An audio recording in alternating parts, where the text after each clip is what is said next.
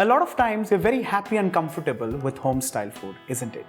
But once in a while, we all like to break away from that and make something restaurant style. Well, today on that note, let me show you Shahi Paneer.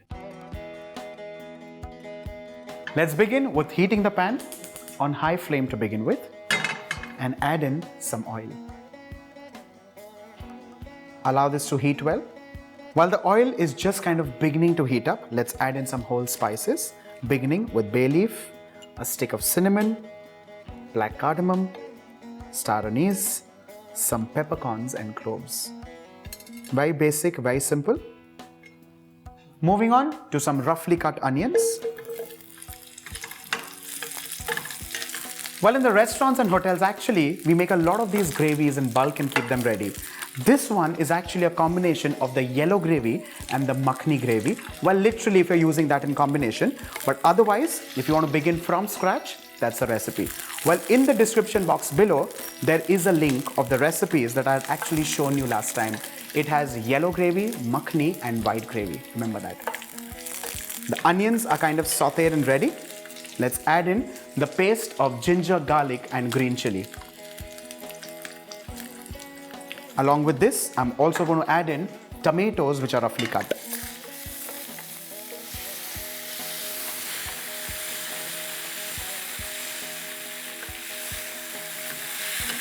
Saute this for a while, and to this, I'm going to add in all the powder spices, beginning with turmeric, followed by garam masala,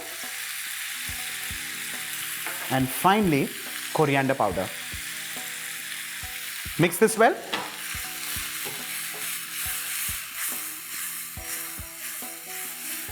And to this, let's add in water and allow this to simmer, covered for at least 20 to 30 minutes.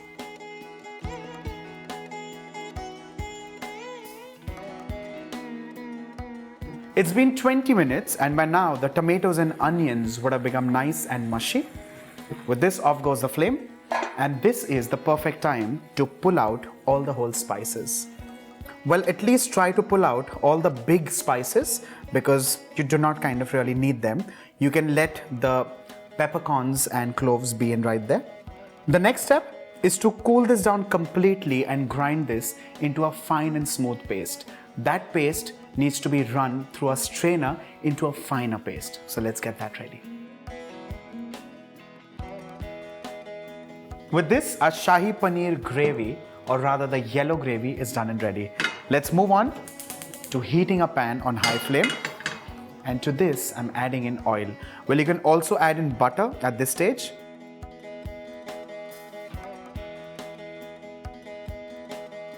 While the oil is just kind of beginning to heat up, I'm going to add in some green cardamom. Just kind of open the pod like so. With this, I'm also adding in red chili powder, and this one is the one that gives you nice color and flavor. Well, the rogan or the oil that you see that precipitates on top of any gravy or any dish is created like this. Increase the flame moderately and allow the chili just to kind of begin cooking. You do not need to burn it or overcook it because that's going to completely spoil, one, the taste of the rogan, and two, the taste of the Shahi Paneer. Once you start feeling that the oil has kind of just begun to release its aroma, I'm going to add in the yellow gravy. Stir this well. The aromas have already kind of begun exactly the way you would find in a restaurant kitchen. To this, I'm adding in cream. I'm keeping a little aside because of course we need to finish this also with cream. And to this, I'm also adding in some yogurt or curds. Mix this well. You can of course adjust the consistency at this stage with some water or stock, but I think it's perfect. Let's of course add in salt. Mix this well. And one last final flavoring here is actually one of the most critical ones in Indian food, especially these gravies, and that is kasuri methi. I'm not crushing these. Of course, these are toasted, but I'm not crushing these because I want that bite while you eat this. And finally, the ingredient that actually defines this entire gravy, and that is paneer.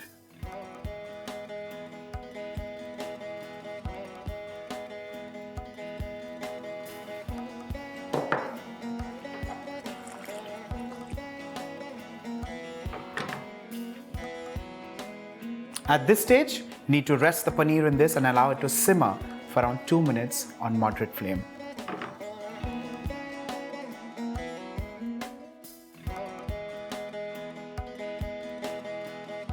With this, finally, when Shahi Paneer is ready to go on the table, have a generous spoonful of cream, and with this, your Shahi Paneer is done and ready. And trust me, this goes amazingly well with butter naan or lachas. In today's hectic times, it's important to nourish your body with the right food. Here is a recipe of Palak Paneer which has all of it. Hey guys, this is a Bombay chef Varun Inamdar and welcome to Rajshri Food. Let's get cracking with Palak Paneer from Indian home kitchens. The base of Palak Paneer recipe is a puree of palak or spinach. So let's make that first. I've kept some water to boil, to which I'm adding some table salt. And to this, I'll be adding in washed palak leaves. Spinach is an amazing source of fiber and protein. We need to get the color right of this recipe, and that's immensely important. This step is technically called blanching and improves the final look and color of the recipe. As soon as the leaves of spinach are blanched, we need to transfer this into chilled water. This will stop and arrest the cooking further. The palak leaves have cooled off completely. We need to drain these now and grind it into a fine puree.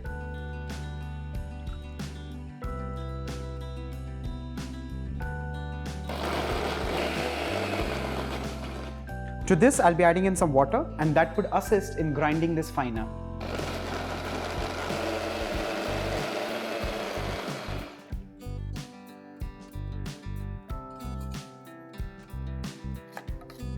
Our blanched palak puree is ready. Let's now move on to the tadka.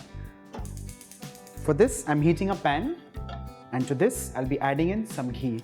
Well, you could also use a mixture of butter and ghee, but I personally love the flavor of ghee. While this heating up, let's quickly chop some red onions.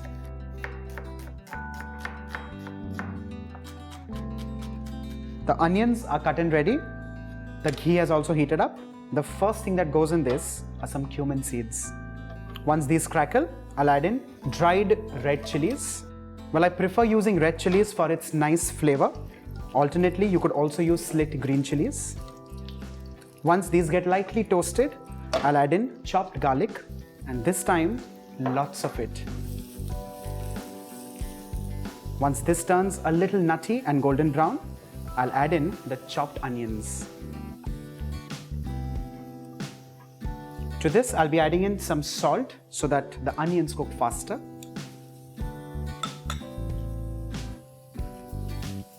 Spinach are green leafy vegetables which are naturally salted in flavor. So make sure the quantity of salt is absolutely in check. Once the onions turn lightly golden brown in color, I'll add in turmeric powder. And along with this, chopped tomatoes. Let's give this a mix.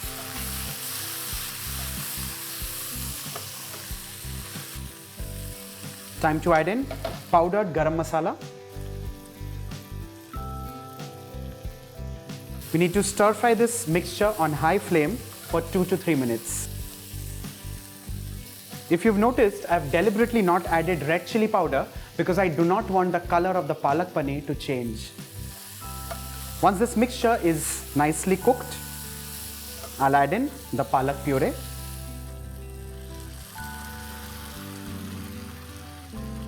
Give this a mix. And we need to adjust the consistency with some water. Allow this to boil on high flame for 3 to 4 minutes. At this stage, you can also add in some cream or some butter if you need to make this richer, but I personally prefer it like so. While this is cooking, let's dice paneer or cottage cheese.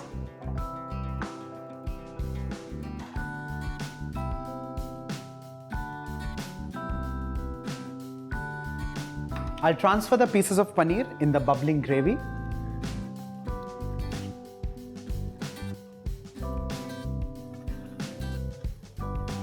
Alternately, you could also deep fry the paneer pieces and add to the gravy. With this, your Palak Paneer is ready. Do try this with some roti, naan or fulkas and wait for what next the Bombay chef gets into your kitchen.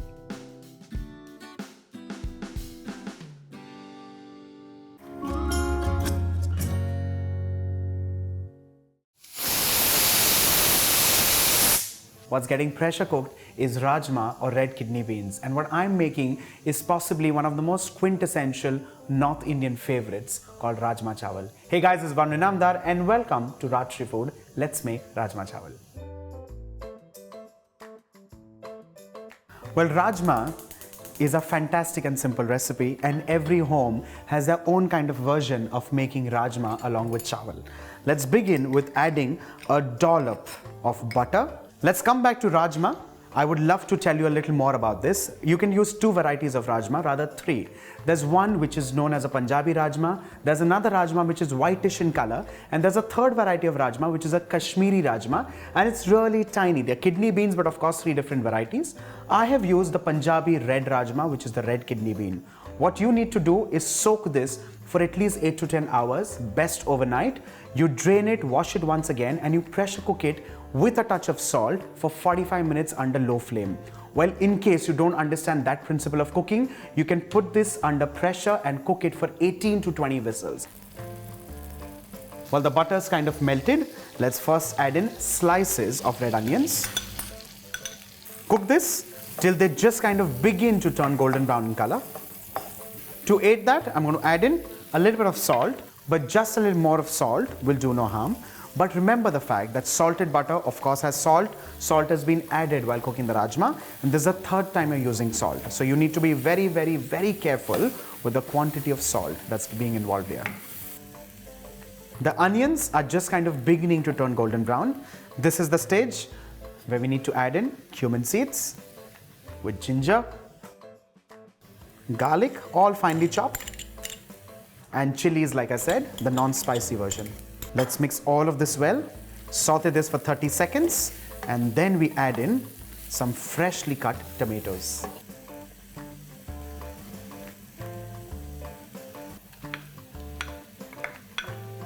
Mix this well, and with this I'm also going to add in some powder spices, beginning with, of course, garam masala, turmeric powder, red chili powder, and finally the most important of them all, and that is amchur or raw mango dehydrated in powder form. Well, not a lot of it, but yes, it's essential, it's important, because tomatoes will not do its complete job. Amchur is going to kind of accentuate the flavor, and that's what we're looking at in the rajma. Mix all of this well till the masala kind of becomes nice, soft, mushy. Let's move on to revealing the cooking of the rajma. Well, here, if you come a little closer and have a look, well, the rajma has just perfectly cooked, and it's nice and absolutely mushy, almost like a paste, and that's exactly what we're looking at. This now gets transferred straight into this, and without the addition of water, remember what I say, without the addition of water, we need to kind of mash this a little, because the moment you add in water, it's all going to swim all over the water, and it's going to become difficult and difficult and difficult. So mash this till you achieve the kind of consistency that you're looking at. Then we'll add in the water. Then you have the most amazing rajma, which will get ready. Well, of course, when I'm talking about mashing the rajma, we're not looking at mashing the entire collection of rajma. We just take like a corner in the pan, mash whatever is there, and then you mix all of this, bring it together, add in water.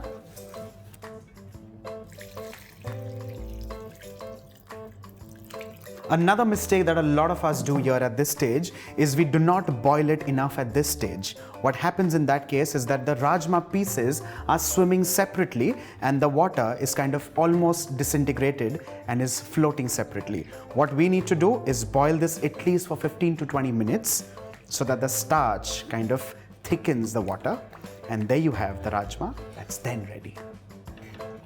While the rajma is cooking, let's move on to the next flame and start cooking the chawal, which of course is a combination that's made in heaven. For the chawal, of course, you take a deep vessel and we add in 3 cups of water because I have used 1 cup of long grained or basmati rice. Well, of course, at this stage you can give it a tadka of jeera, you can give it a tadka of black pepper, bay leaf, cinnamon, whatever you feel like, but I like it just plain and just neutral. To this, I'm adding in a teaspoonful of salt,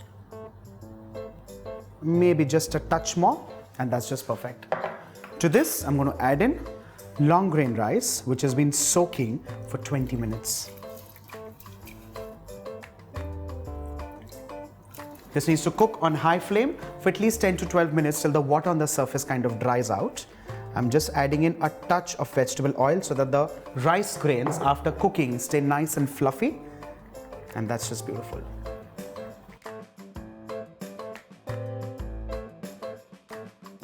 The rajma has cooked well and has become perfectly starchy the way we are looking at. With this, off goes the flame and the rice has almost kind of dried up on the top. With this, the cover goes in. On low flame, you cover it and cook it on dum for at least 5 to 7 minutes or till the rice is nice and fluffy. And with that, the Rajma Chawal will be done and ready.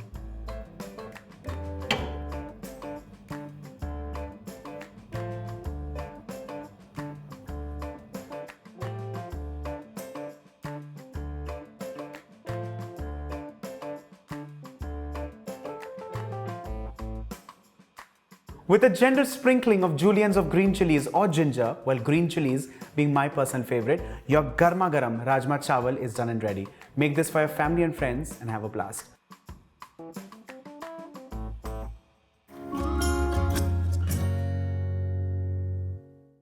They say unity is in diversity, and there is no better way than food to prove it. If you have to impress your loved one with one single dish, what would you choose? I would definitely choose the potatoes. Come, let's cook the Dum Aloo from the majestic state of Kashmir.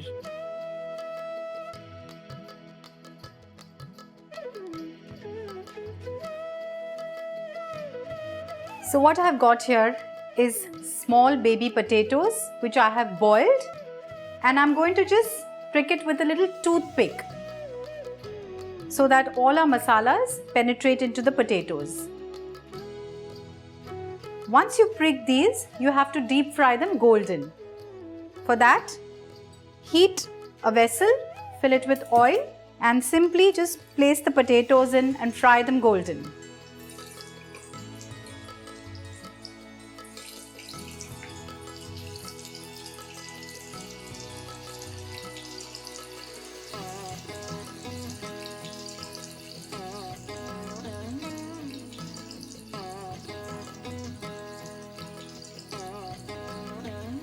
Our potatoes are fried nice and golden. I'm just going to remove them on a tissue paper so that it drains off all the oil.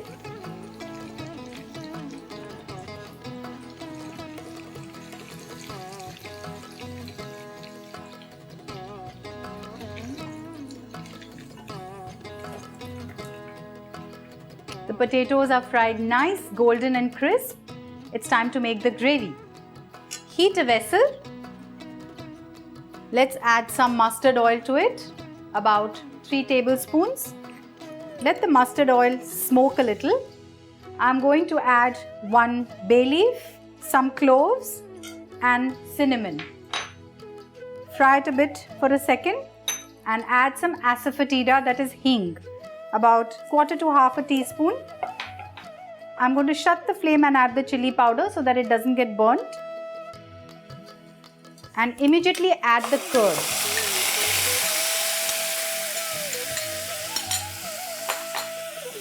And some water. You need to continuously stir so that the curd does not split. Some dry ginger powder, which is also known as suntha. I've made a powder of fennel seeds, that's saunf, with 1 black cardamom. Just the pods of the black cardamom. I'm just going to put that. Some salt. And simply cover the gravy and bring it to a boil.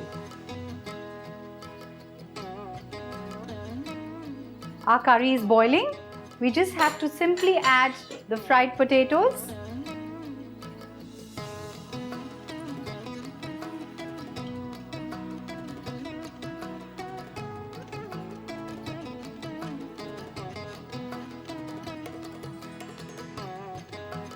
Just cover this and cook it for about 5 minutes till the masala has penetrated into the aloos. Let's check if our dum aloo is ready. Yes, this is ready to be served. So I'm going to plate this dish up. I love the fragrance of the fennel seeds and the cardamom seeds.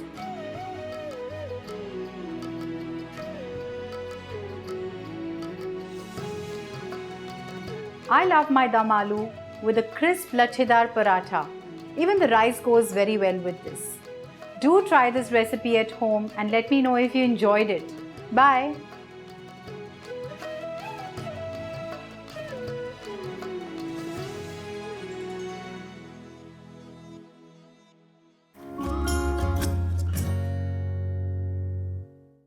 We all love black dal or dal makhani, whatever you want to call it. But we usually avoid making it at home because it's very time consuming and it is really heavy with cream and your butter. So we avoid cooking this at home. But once in a way, it's okay to indulge. So today I'm going to show you a perfect recipe of dal makhani. So for the black dal, I have soaked 2 cups of whole urad dal, which is also called black lentils. I soaked it overnight.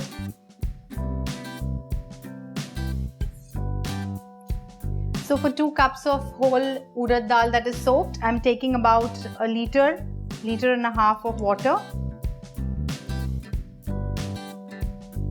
I'm going to pressure cook this for 3 whistles and then put it on a low flame for 20 to 25 minutes till it's completely boiled and it's leaving its starch. So while the lentil is getting boiled, let's get our onion tomato gravy ready. For that, I'm going to heat some ghee, about 3 to 4 tablespoons. In this ghee, I'm going to saute 5 finely chopped onions.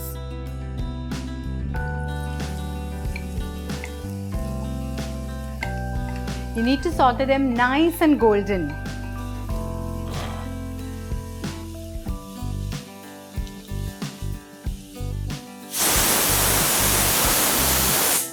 Three whistles are just done.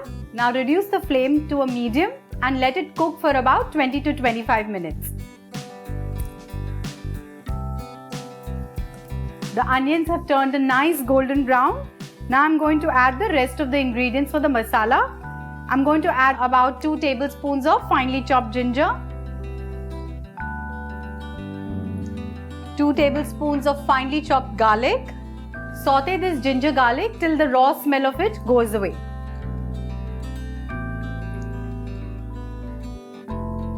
The raw smell of the ginger and garlic is gone. It took me about 2 to 3 minutes to saute this. Now I'm going to add my chili powder. I'm going to add the degi mirch powder. If you don't have degi mirch powder, you can use any regular red chili powder that is available in your homes. So I'm adding 1.5 tablespoon degi mirch powder.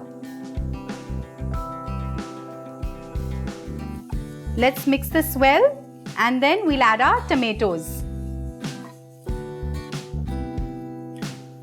Our masala is sauteed really well. Now I'm going to add some tomatoes. I've taken about 6 to 7 medium-sized tomatoes finely chopped.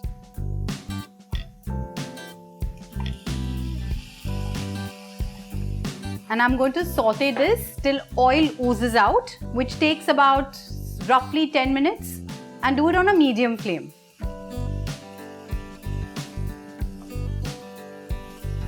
It's been almost 20-25 minutes that the dal has been boiling. Let's shut the flame and let the pressure settle, and then we will get the dal cooking. Till then, let's fry our gravy till the oil oozes out.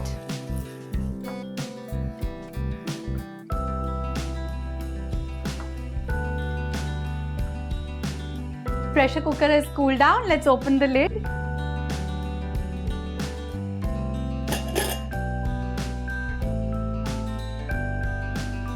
Dal is boiled really well.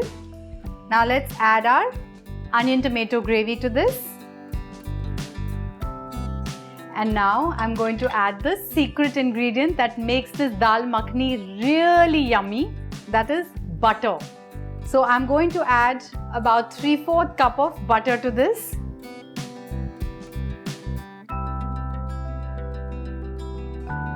The butter is melted. I'm going to add little water and then let the dal just simmer on a very low flame for about half an hour to 45 minutes. Also at this point we can add the salt.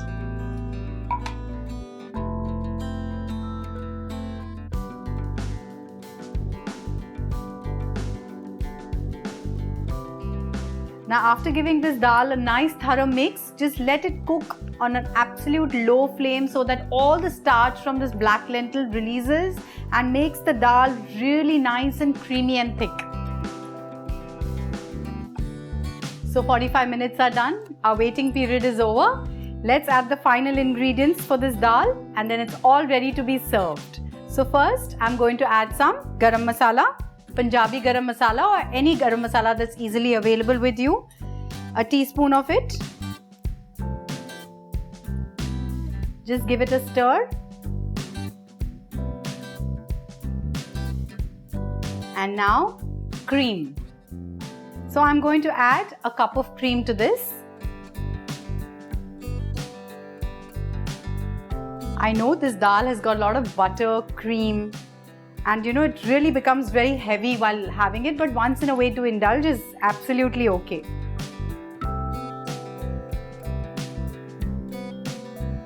Just let the cream mix really well with this dal, shut the flame and we're all set to go.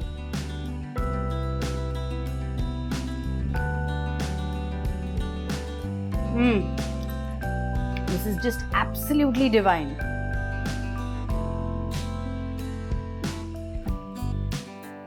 I know this recipe was time consuming, but trust me, once you make this and have it, you yourself will understand that it was worth all the effort and the time taken.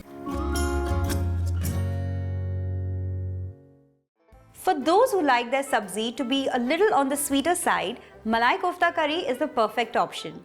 A delicious recipe with mild flavors. The kofta curry that I'm going to make today is my version of this popular recipe. So let's see how. I'm going to start with making the kofta.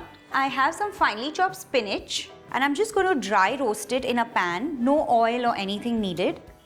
And also I have some finely chopped cabbage and add that as well. I'm just doing this because I want to get rid of the moisture from the cabbage and the spinach. And now I'm going to cool it down. Next, I'm going to soak the bread in milk. So I have 2 slices of bread. Brown is fine too. Just a few tablespoons of milk, not too much. I just want to soften the bread a little bit. And now I'm going to add the remaining ingredients. So finely chopped green chilies, a little bit of coriander leaves, a few tablespoons of corn flour. I have some grated paneer, a few tablespoons of grated cheese, and now I'm going to use this bread. Just get rid of the crust. Just break it into pieces. The other one as well. A little bit of salt, and now mix everything together. Instead of spinach leaves, you can even use fenugreek leaves if you like that hint of bitterness with the sweet gravy. And now I'm going to make round koftas. For that I'm going to dust a little bit of corn flour on my hands and make these round dumplings.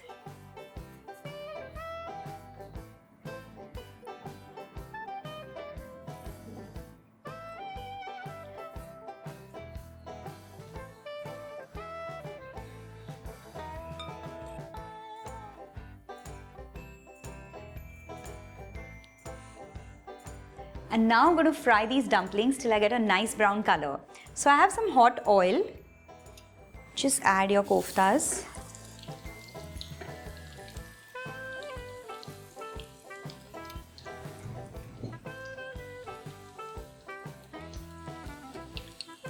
And now I'm going to get these out.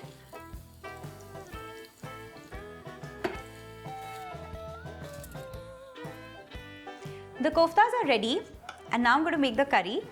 For that, I'm going to heat a little bit of ghee. Once the ghee is nice and hot, I'm going to add a whole dry Kashmiri red chili, some cumin seeds, asafoetida, and I have onion and garlic paste over here.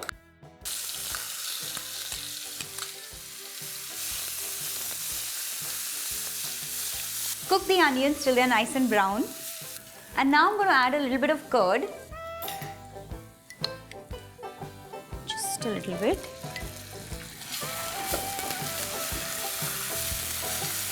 Some cashew nut paste. For this, I've just soaked a little bit of cashew nuts in water and then ground it into a paste.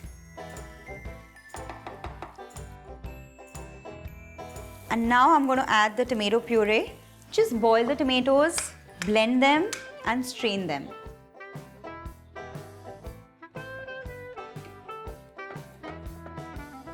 And now I'm going to add the seasoning ingredients. Coriander and cumin seed powder. Kashmiri red chili powder. It gives a nice red color and also is much milder. Just a little bit of garam masala. Salt to taste, and a little bit of sugar.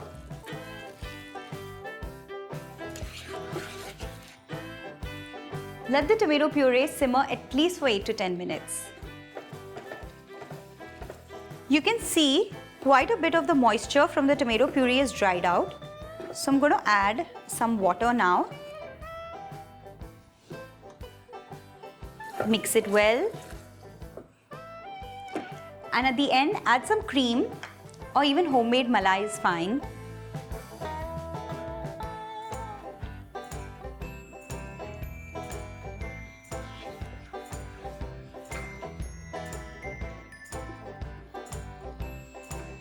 A little bit of coriander leaves and turn off the flame. And the kofta curry is ready to plate. In your serving dish, plate the koftas. Keep the curries and the koftas separately till you're ready to serve. Pour the curry.